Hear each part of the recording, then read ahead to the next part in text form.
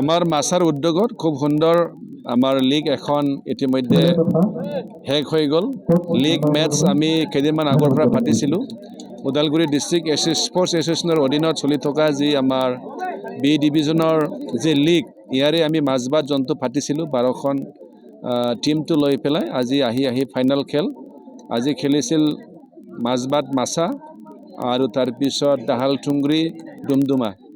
দুটাৰ মাজৰ সুন্দৰ খেল হৈছিল 2-2 লাষ্টত টাই ব্ৰেকাৰত মাজবাটে 3-0 জিকিবলৈ সক্ষম হ'ল। খুব সুন্দৰ খেল হৈছে। তো মাজবাট মাছা মানে মই নিজে সভাপতি, মই অত্যন্ত সুখী হৈছোঁ। আৰু আমাৰ দাহালটুংৰিও মোৰ সমষ্টিৰে টীম, কিন্তু আমাৰ লক্ষ্য হ'ল এই দুটা টীমটো ভালকৈ মিলি পেলাই যি ইণ্টাৰজন হ'ব, ধুনীয়া আমি টীম গঠন কৰি ইণ্টাৰজনত যাতে আমি চেম্পিয়ন হ'ব পাৰোঁ, এইটো লক্ষ্য ৰাখি পেলাই আগবাঢ়ি যাব বিচাৰিছোঁ।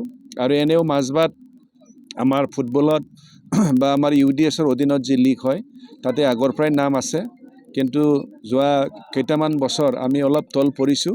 পুনৰ আমি আগৰ ৰেকৰ্ডটো ৰিপিট কৰিবৰ কাৰণে আমি চেষ্টা কৰি আছোঁ। আৰু মাজবাটত এনেও বহুত ইচ্ছুক থকা যুৱক যুৱতী আছে, ল'ৰা ছোৱালীসকল আছে যিসকলে খেলিব বিৰাট ইচ্ছা।